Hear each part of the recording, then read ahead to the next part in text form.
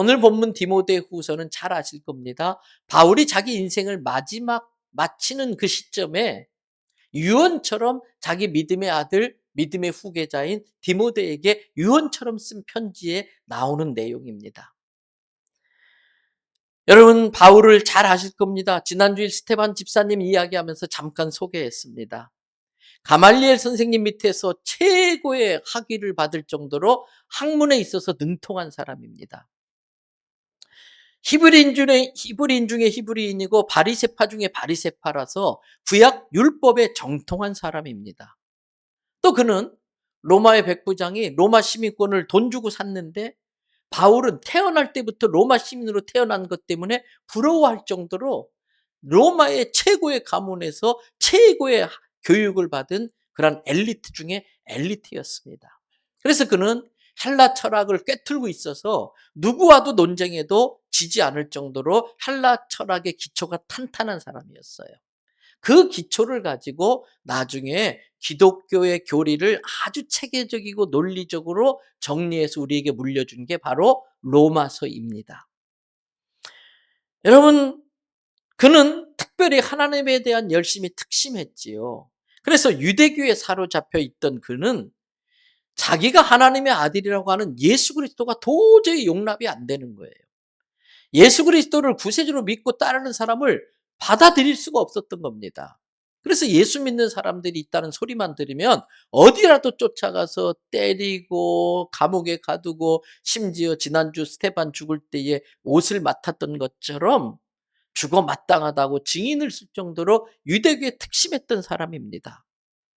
하나님께서 이 바울을, 이 사울을 쓰기로 결심하십니다.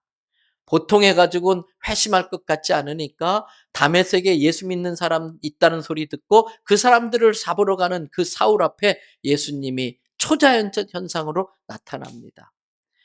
사도 바울이 예수님은 하나님이시다라고 부인할 수 없는 아주 특별한 은혜의 경험을 하게 하면서 그를 회심시키게 됩니다. 그 이후로 바울은 그의 기질대로 예수님이 하나님의 아들이고 예수님이 모든 인류를 죄와 사망에서 건져내실 유일한 구세주라는 걸 외치기 시작합니다. 그래서 기독교가 전 세계화되도록 결정적인 역할을 하는 유럽에 처음으로 복음을 전한 사람이 바울이고, 앞에서 말씀드린 로마서를, 그리고 신약 성경의 절반에 가까운 13권의 성경을 쓴 사람이 바울입니다. 그 바울이 평생 남은 인생을 그렇게 복음을 위해, 예수님을 위해 살다가 자기 죽을 날이 다가왔음을 직감합니다. 이제 그 로마 감옥에 있다가 끌려 나오면 목이 날아가는 참수형을 당하게 되기 직전입니다. 그때 했던 말이 오늘 본문인 디모데후서 6장 7절에 디모데후서 4장 6절의 말씀입니다. 같이 한번 읽어봐 주십니다. 전제와 같이 내가 벌써 부어지고 나의 떠날 시각이 가까웠도다. 하나님 앞에 모든 걸 부어서 드리는 그 제사처럼 자기의 인생을 다 쏟아 부었고 이제 나의 떠날 시각이 가까웠다, 이 이야기를 합니다. 나의 떠날 시각이 가까이 온 걸 아는 것이 지혜입니다. 시편 기자는 시편 90편 12절에서 이렇게 말합니다. 역시 같이 읽어봐 주십니다. 우리에게 우리 날 계수함을 가르치사 지혜로운 마음을 얻게 하소서. 내 인생에 얼마나 시간이 남아있나? 내 인생에 남은 시간을 계산하며 사는 게 지혜입니다. 인생의 끝을 생각하며 살면 무엇이 소중한지 무엇이 덜 소중한지 분별할 수 있습니다. 인생의 끝을 생각하고 살면 무엇을 먼저 하고 무엇을 나중에 해야 될지 우선순위를 알게 됩니다. 인생의 끝을 알면 내게 더 필요하지 않은 게 무엇인지, 쓸데없는 것을 덜어낼 줄 아는 지혜가 생깁니다. 사랑하는 성도 여러분, 내 인생의 남은 시간을 계산할 줄 아는 지혜로운 성도 되기를 축복합니다. 내가 떠날 때의 나의 마지막 모습은 어떨까? 한 번쯤은 생각해 보셔야 돼요. 내가 죽을 때 그놈 잘 뒤졌어, 그런 소리 듣는 사람이 있어요. 그 사람이 죽었다고? 안 되는데, 안 되는데, 더 많은 일을 해야 되는데 발을 동동 구르는 사람도 있어요. 사람은 끝이 아름다워야 돼. 사람은 종종 그리움이 들게 만드는 삶을 살아야 됩니다.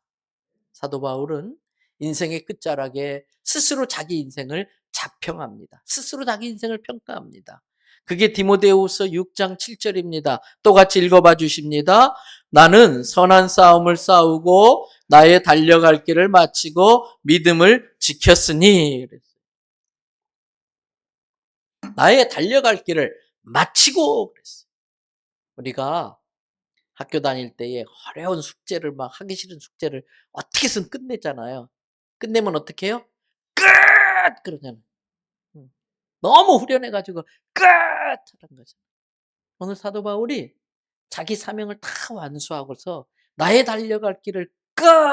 이렇게 하는 거예요. 여러분, 우리도 우리의 삶을 마칠 때에 자평하기를 그래 힘들었지만 잘 살았어. 스스로 이렇게 자평할 수 있는 그러한 삶을 살기를 바랍니다. 인생에 우여곡절이 있었지만 그래도 인생 참 아름다웠어. 참 감사해. 이렇게 인생을 마무리할 수 있기를 바랍니다. 그러려면 어떻게 해야 되는가? 우리도 바울처럼 나는 선한 싸움을 싸우고 나의 달려갈 길을 마치고 믿음을 지켰으니 이 고백, 이 자평을 할 수 있어야 됩니다. 그러려면 내 인생이 선한 싸움을 싸우는 인생이 돼야 됩니다. 인생은 누구나 치열한 싸움을 하게 됩니다. 그런데 가끔 어떤 사람은 마귀의 거짓말에 속아서 쓸데없는 싸움을 하다가 인생을 낭비당하는 경우들이 종종 있습니다. 아무것도 아닌 것에 목숨 걸고 인생 올인하면서 거기에다가 인생을 낭비하는 사람들이 있을 수 있다는 것이지요. 사단은 교활한 방법으로 우리의 판단력을 흐리게 하고 분별력을 잃게 해서 악한 싸움, 해도 안 해도 될 악한 싸움에 말려들게 만들고 우리의 인생을 다 그렇게 낭비하게 만드는 겁니다. 사도 바울은 복음을 전하기 위한 선한 싸움을 살았습니다. 사도 바울은 영혼 구원을 위해서 자기 인생을 선한 싸움에 헌신했습니다. 그렇다면 우리는 내 삶을 돌아봐야 됩니다. 지난 주간 나의 삶은 정말 하나님의 영광을 위해, 영혼 구원을 위해, 복음을 위해 선한 싸움을 산 삶이었는가? 아니면 혹시 사단의 거짓말에 속아서 사탄에게 인정받아가지고 쟤는 내 편이야. 쟤는 건들지 않아도 돼. 가만 놔둬도 오히려 나한테 협조하고 있는 걸 사단에게 인정받아서 그렇게 잘못된 싸움을 살다가 온 건 아닐까? 성도는 사단에게 인정받는 것이 아니라 하나님께 인정받는 삶을 살아야 할 줄로 믿습니다. 목회하면서 종종 안타까울 때가 있어요. 참 열심히 기도 생활하고 예배 생활 잘하고 또 그렇게 교회에 헌신하다가 하나님이 기특하게 봐서 축복하셨잖아요. 그런데 그것에 방심하고 교만해져가지고 기도 생활이 시들해지고 예배가 민숭민숭해지고 주님을 위한 헌신이 귀찮은 일이 되고 그런 경우를 종종 봅니다. 아닙니다. 끝까지 잘 달려가는 것이 중요합니다. 끝까지 잘 사는 것이 중요합니다. 여러분, 삼손 이야기를 잘 알 거예요. 삼손이 위대한 이유가 뭡니까? 힘이 세서 위대합니까? 아니요. 자기 힘 믿고 까불다가 사단에게 쏘가가지고 머리카락 다 잘리고 하나님이 주신 힘 잃어버리고 블레셋 군대에 포로로 잡혀가서 두 눈이 뽑히고 소가 돌리는 연자맷돌을 돌리면서 블레셋 아이들의 놀림감이 되는 비참한 삶을 살았어요. 자기 힘 믿고 까불다가. 그런데 여러분, 그 순간 사단이 이 내 인생 일들도 마칠 수 없다. 내 인생 이대로 끝낼 수 없다. 자기의 교만을 회개했습니다. 자기의 어리석음을 회개합니다. 그리고 하나님 앞에 절박한 기도를 드려요. 하나님, 다시 한번 제게 기회를 주십시오. 하나님, 다시 한번 내게 힘을 주십시오. 하나님은 자기의 잘못을 깨닫고 회개하는 자를 절대 외면하지 않으세요. 그 기도를 절대 외면하지 않으세요. 그 기도 들으시고 삼손에게 힘을 줄 때에 자기를 쇠사슬로 묶고 있던 그 두 기둥, 블레셋 신전의 기둥을 끌어당기면서 신전이 무너지면서 자기가 상전에 죽였던, 그 전에 죽였던 블레셋 사람보다 더 많은 사탄의 세력을 이렇게 물리칠 수가 있었던 것이지요. 우리의 인생 경주는 하나님이 끝났다고 하기 전까지는 절대 끝나지 않습니다. 우리는 종종 다리가 풀려지는 아까 그 헤일리 같은 선수처럼 예상치도 못하게 다리에 힘이 빠져서 주저앉아 버리는 일이 있을 수는 있지만 잠시 쉬었다 가면 돼요. 잠시 쉬었다 일어나면 그건 쉼표입니다. 우리는 쉼표는 찍을 수 있지만 마침표 찍을 자격은 없습니다. 마침표는 하나님만 찍을 수 있습니다. 때문에 하나님이 끝났다고 하기 전에는 아직 끝난 게 아닙니다. 그리고 인생의 평가는 이 세상에 사는 평가 아무것도 아니에요. 사람들이 보는 남의 흉은 3일을 안 가요. 3일 뒤면 다 잊어버려요. 그런데 사람들의 그 평가에 귀를 빼앗겨서 우울증에 걸리고 공허함에 빠져가지고 자기 인생을 어둡게 만드는 사람들이 있어요. 사람들의 평가는 아무것도 아니에요. 인생의 평가는 주님 앞에 섰을 때 받는 줄로 믿습니다. 우리는 다 주님 앞에 평가받을 거예요. 그래서 오늘 사도 바울이 8절에서 뭐라고 그럽니까? 이제 후로는 그러잖아요. 상대적 평가로 얘가 얘보다 더 잘났어, 얘가 얘보다 못났어, 이 상대적 평가받는 이 세상의 삶이 아니고 이 세상의 삶을 다 마치고 육신을 벗어버리고 주님 앞에 서게 되면 이제 후로는 나를 위하여 뭐가? 의의 면류관이 예비되었으므로, 즉 의로우신 재판장이 그날에 내가 주님 앞에 서서 평가받는 그날에 내게 그 면류관을 주신다고 하는 말씀입니다. 바울은 이 8절 끝에서 8절 다시 한번 띄워주세요. 아주 의미심장한 말을 합니다. 내게만 그렇게 해주시는 게 아니다. 너희에게도 나처럼 주의 나타나심을 사모하며 자기 인생을 선한 싸움으로 살기만 하면 너희에게도 내게 주었던 의의 면류관을 준다고 하는 말씀입니다. 그러므로 사랑하는 성도 여러분, 우리 모두가 주의 나타나심을 사모하는 자가 되기를 축복합니다. 이 사명 잘 감당하고 주님 앞에서 끝했을 때에 주님이 나에게 뭐라고 평가하실지 그걸 생각해 보시고 힘을 얻는 우리 모두 될 수 있기를 축복합니다. 그러면 어떻게 해야 이 인생 경주에서 승리할 수 있습니까? 어떻게 해야 이 신앙생활 믿음의 경주에서 최후의 승자가 될 수 있습니까? 매 순간순간마다 하나님이 기뻐하시는 일이 뭘까? 그걸 생각하면서 그 일을 선택하며 가면 반드시 승리할 수가 있습니다. 하나님의 은혜로 이스라엘의 초대 왕이 된 사람이 사울입니다. 아무나 하나님이 골랐겠습니까? 고르고 골라서 그때에 가장 하나님의 마음에 쏙 드는 사울을 선택했는데, 그때 하나님이 사울을 선택할 때에 점검했던 가장 중요한 항목이 뭔지 아십니까? 사울의 겸손함이었습니다. 그래서 사울을 이스라엘의 초대 왕으로 세웠습니다. 그런데 그 자리에 올라가니까 사울의 마음이 바뀌는 거예요. 사울 왕이 변질되고 마는 거예요. 하나님께서 아말렉과의 전쟁에서 사무엘 선지자를 통해 아말렉 사람을 죄에 씨앗이니까 그 사람은 말할 것도 없고 그들이 소유한 모든 것들, 심지어 가축들 다 진멸해버리라고 그랬어요. 근데 살찐 소를 보니까 사울의 마음에 욕심이 생긴 겁니다. 욕심이 잉태한 즉 뭐를 낳아요? 죄를 낳고 그 죄는 점점 장성해서 사망에까지 이르잖아요. 사울이 욕심이 생긴 거예요. 그래서 슬쩍 그걸 빼돌려요. 살찐 그 소 가축들을 자기 걸로 슬쩍 빼돌려요.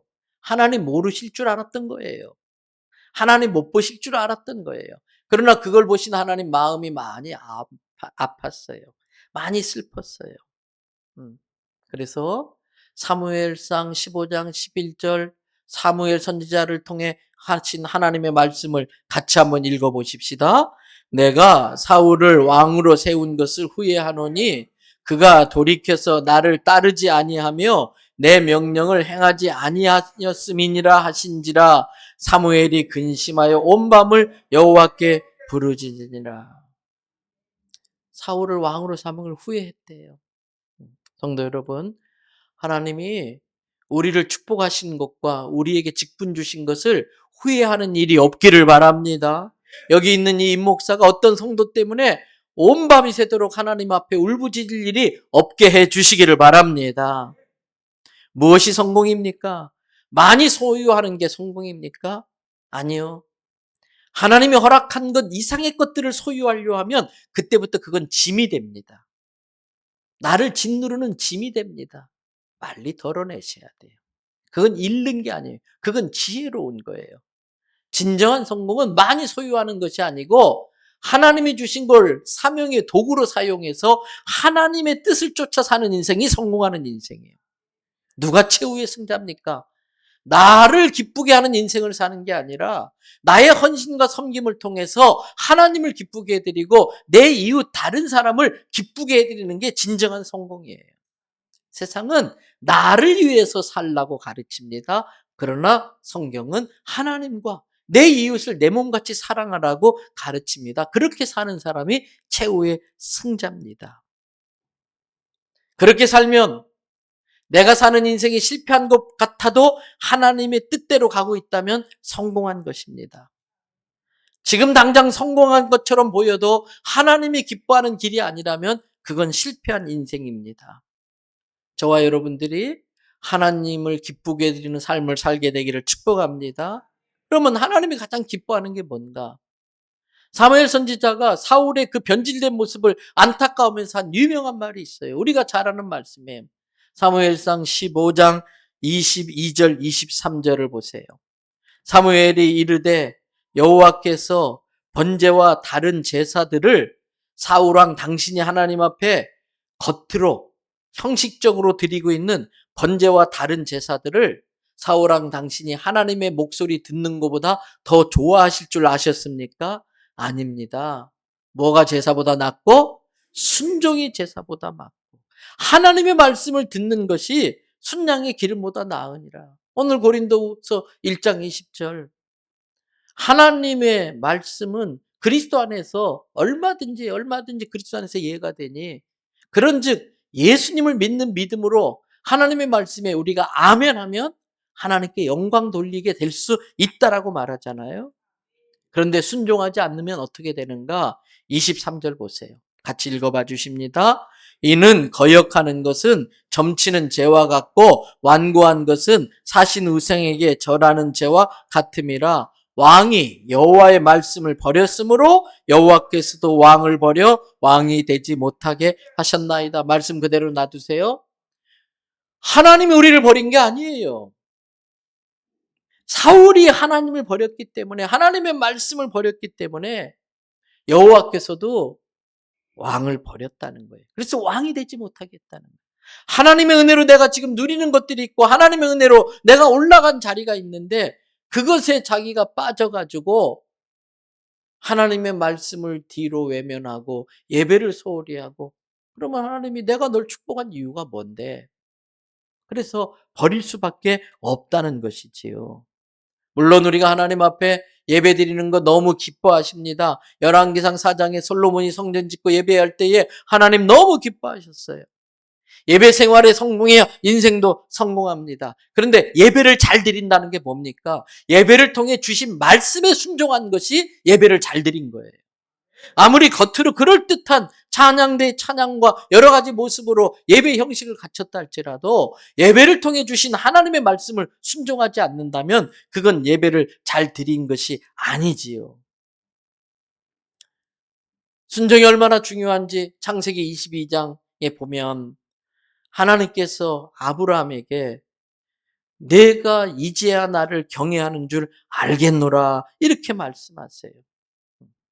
내가 이제야 나를 얼마나 사랑하고 경외하는지 알겠다. 이 말씀을 왜 하셨습니까? 어떻게 아브라함이 믿음의 조상이 될 수 있었습니까? 아브라함은 하나님이 내 고향 본도 친척 아비집을 떠나 내가 지시할 곳으로 가라. 예, 그랬어요. 하나님이 하갈과 이스마엘 쫓아내라. 하갈은 비록 종이지만은 그 하갈을 통해서 아브라함이 첫 번째 아들 이스마엘을 낳아요. 얼마나 애틋하고 애정이 갔겠어요. 첫 아이인데. 근데 이것은 내가 택한 자식이 아니다. 내가 정한 그 씨가 아니다. 내보내라는 거예요. 순종했어요. 심지어 100세 얻은 이삭을 하나님께 바치라 할 때에 아브라함 순종했어요. 그래서 이제야 네가 나를 얼마나 경외하는 줄 알겠노라 그러면서 믿음의 조상이 될 수 있어요. 여러분, 은혜 받은 사람의 특징이 있습니다. 진짜 은혜 받은 사람은요, 겸손합니다. 그리고 끝까지 순종하고 끝까지 충성합니다. 은혜 잘못 받은 사람의 특징이 있습니다. 겸손했다가 교만해집니다. 사람은 변화를 통해 성숙되어야지 변질을 통해서 퇴폐되면 안 돼요. 부패하면 안 돼요. 여러분, 진짜 은혜 받은 사람은 자기를 낮추고 주님의 영광을 높여드리고, 진짜 은혜 받은 사람은 아멘이 있고 불순종이 없어요. 정말 두려운 것은 중간에 변질되는 거지요. 원래 교만했던 사람이 교만하면 그런갑다 해요. 근데 겸손한 줄 알았던 사람이 갑자기 건방 떨고 교만 떨면 굉장히 보기가 불편해요. 원래 부자가 좀 재물 믿고 그 재산 믿고 건방 떨면 그런갑다 그럴 수 있어요. 근데 가난했는데 하나님이 기특하게 봐서 복 주셨는데 그 물질 믿고 까불기 시작하면 참 꼴불견이 되는 거예요. 변질되는 게 참 보기 불편한 거지요. 성도는 상황과 환경과 시간에 상관없이 끝까지 주님의 음성에 귀를 기울이고 그 말씀에 순종하는 삶을 살아야 할 줄로 믿습니다. 그럴 때 그 사람이 최후의 승자가 됩니다. 말씀 마무리합니다. 오늘 주보 1면에 쓴 글처럼 누구에게나 다리에 힘이 풀려서 주저앉아 버리는 고난이 있을 수 있습니다. 그럼에도 불구하고 살아계신 하나님을 믿고 하나님이 이 고난을 통해 내게 주시는 축복도 있다는 걸 믿고 그 고난을 이겨내면은 그 길을 완주해낼 수가 있습니다. 그래서 최후의 승자가 되는 우리가 되기를 바랍니다. 바울의 고백을 두 구절 읽고 말씀을 마무리합니다. 첫 번째 구절은 제가 다니던 공대를 그만두고 이제 목회자가 돼야겠다 이 말씀을 결심하고 마음을 먹고 신학대학에 가려고 결심했을 때에 주셨던 응답의 말씀이 사도행전 20장 23절 24절입니다. 같이 한번 읽어봐 주십니다. 오직 성령이 각성해서 내게 증거하여 결박과 환난이 나를 기다린다 하시나 24절 나의 달려갈 길과 주 예수께 받은 사명 곧 하나님의 은혜의 복음을 전거하는 일에는 나의 생명을 조금도 귀한 것으로 여기지 아니하노라. 그리고 제가 목사 안수 받을 때에 좋은 목사가 되고 싶어서 기도할 때에 받은 약속의 말씀이 고린도후서 6장 9절과 10절의 말씀입니다. 역시 같이 한번 읽어봐 주십니다. 무명한 자 같으나 유명한 자요 죽은 자 같으나 보라 우리가 살고 징계를 받은 자 같으나 죽임을 당하지 아니하고 근심하는 자 같으나 항상 기뻐하고 가난한 자 같으나 많은 사람을 부요하게 하고 아무것도 없는 자 같으나 모든 것을 가진 자로다. 우리도 이 사도 바울의 고백을 중간중간 하면서 하나님이 우리에게 부여하신 이 믿음의 삶을, 이 믿음의 경주를 완주해서 주님 앞에 착하고 충성된 종이란 칭찬 듣고 의의 면류관 받는 우리 모두 되기를 주님의 이름으로 축복합니다.